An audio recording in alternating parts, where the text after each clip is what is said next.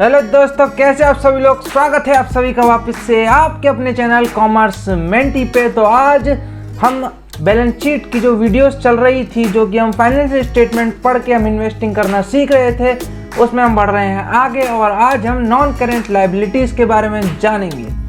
तो पूरी वीडियो देखना ताकि आपको सभी चीज़ें समझ में आ जाए। So thank you for coming here and please watch the whole video till the end. ठीक है, देखो सबसे पहले हम नॉन करंट लायबिलिटीज का मतलब जानेंगे। जो भी लायबिलिटीज कंपनी को पे करनी है 1 साल से ज़्यादा के टाइम ड्यूरेशन में, जिसमें कंपनी के पास 1 साल से ज़्यादा तक का टाइम है पे करने का, तो वो लायबिलिटीज होंगी नॉन करेंट लायबिलिटी। तो इसमें आज हम 4 चीज़ें पढ़ेंगे: long term borrowing, deferred tax liability, other long term liability और लॉन्ग टर्म प्रोविजन। ये 4 चीजें आती हैं long term non current liabilities के अंदर। तो आइए धीरे धीरे जानते हैं इन सभी का मतलब। ये वो पैसा है जो कंपनी ने बोरो किया है। ठीक है, बोरो वर्ड ध्यान रखना। जो पैसा कंपनी ने बोरो किया है लॉन्ग टर्म के लिए, यानी 1 साल से ज्यादा टाइम तक के लिए, तो उसको हम बोलेंगे लॉन्ग टर्म बोरोइंग। इसके अंदर क्या क्या चीजें आ जाती हैं? इसमें आ जाता है अपना डिबेंचर्स आ जाते हैं इसमें, या बैंक लोन जो 1 साल से ज़्यादा टाइम के लिए कंपनी ने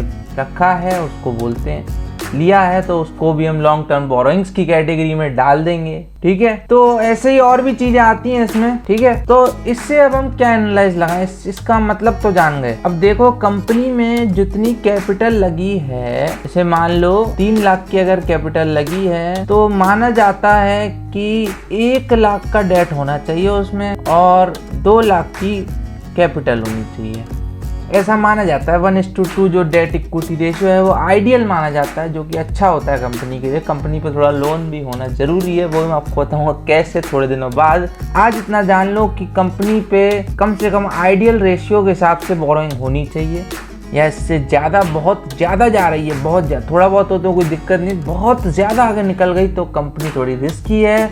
कंपनी में पैसा लगाने में आपका पैसा डूबने का चांस बना रहेगा। दूसरी आती है अपनी लॉन्ग टर्म प्रोविजन। दूसरी जो नॉन करंट लायबिलिटी है उसका नाम है लॉन्ग टर्म प्रोविजन। प्रोविजन क्या होता है? प्रोविजन वो पैसा होता है जो कि कंपनी ने सेट असाइड कर रखा है, set aside to meet the future liability, meet the future and long term liability. Future भी है और लॉन्ग टर्म लायबिलिटी, फ्यूचर ही होते हैं सारी लायबिलिटी। कंपनी को फ्यूचर में कोई लायबिलिटी बनने वाली है, पेमेंट करनी है उसकी बहुत टाइम के बाद, तो उसके लिए कंपनी अगर प्रोविजन बना रही है तो उसको हम लॉन्ग टर्म प्रोविजन की कैटेगरी में डालते हैं।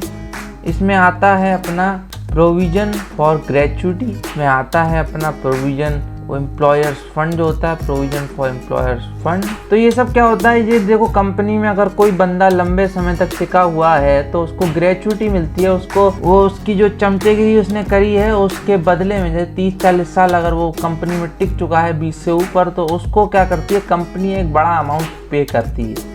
तो उस अमाउंट को पे करने के लिए कंपनी प्रोविजन बना के चलती है, क्योंकि किसी ना किसी को तो ये ग्रेच्युटी देनी पड़ सकती है। ठीक है, तो वो पैसा जो कि कंपनी ने लॉन्ग टर्म लायबिलिटीज को मीट करने के लिए असाइड किया है उसको हम लॉन्ग टर्म प्रोविजन की कैटेगरी में डालते हैं। अगला आता है डिफर्ड टैक्स लायबिलिटी। देखो इसके लिए मैंने डिटेल्ड वीडियो बना रखी है, पिछली, मैं आपको आई बटन में लिंक दे दूंगा, यहाँ पे कहीं आ रहा होगा। तो इसके लिए मैंने डिटेल वीडियो बना रखी है, पर मैं आपको शॉर्ट में बता देता हूँ कि कंपनी ने कोई टैक्स पे जो करा कंपनी ने वो कम पड़ गया, एक्चुअल में उसको ज़्यादा पे करना था और उसने पे करा, और उसको पे करना था, पेबल जो था वो था कम से कम 1,20,00,000।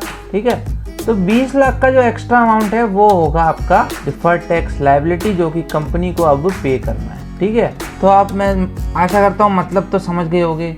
देखो ये ज़्यादातर अकाउंट्स में झोलझाल की वजह से होता है। ठीक है, तो अकाउंट्स में अगर झोलझाल हो रहा है तो कंपनी थोड़ी टेढ़ी मेढ़ी हो सकती है, लेकिन क्या पता कुछ का रूल्स भी बदल चुके हों, बहुत कुछ हो सकता है। लेकिन अगर कंपनी पुरानी है और उसमें अगर डिफर्ड टैक्स लायबिलिटी दिखती है हमें तो कोई दिक्कत नहीं है, लेकिन अगर कंपनी नई है और इसमें डिफर्ड टैक्स लायबिलिटीज नज़र आ रही हैं काफ़ी ज़्यादा, तो कंपनी में झोल तो है ही। ठीक है, अब आता है अगली हेडिंग जिसमें लिखते हैं हम अदर नॉन करेंट लायबिलिटीज। इसके नाम में इसका मतलब है अदर। देखो नॉन करेंट में 4 हेडिंग थी, अगर उन चारों हेडिंग के अंदर कोई ऐसी लायबिलिटी आ रही है जो कि इनके अंदर नहीं जा सकती तो वो यहाँ आ जाएगी, ठीक है, अदर की कैटेगरी। जैसे इसमें क्या क्या आ सकता है, इसमें ट्रेड पेबल्स आ सकते हैं, जो पैसा कंपनी ने सामान लेने के बदले पे करना है 1 साल के ऊपर के टाइम में, तो उसको हम ट्रेड पेबल कहते हैं। मतलब नहीं समझे? देखो मान लो कंपनी ने सामान खरीदा 80 लाख का और 80 लाख की पेमेंट कंपनी को करनी है और 1 साल से ऊपर का टाइम अगर उसे मिला है तो उसको हम डालेंगे अदर नॉन करेंट लायबिलिटीज की कैटेगरी में, उसको हम ट्रेड पेबल बोलते हैं, ठीक है। और भी काफ़ी सारी चीज़ें होती हैं, प्रीमियम होता है, प्रीमियम फॉर एनीथिंग, बहुत सारी चीज़ें, प्रेफरेंस शेयर का होता है, इक्विटी शेयर का होता है, डिवेंचर्स का हो सकता है, काफ़ी सारी चीज़ों का, ये 3-4 चीज़ों का होता है।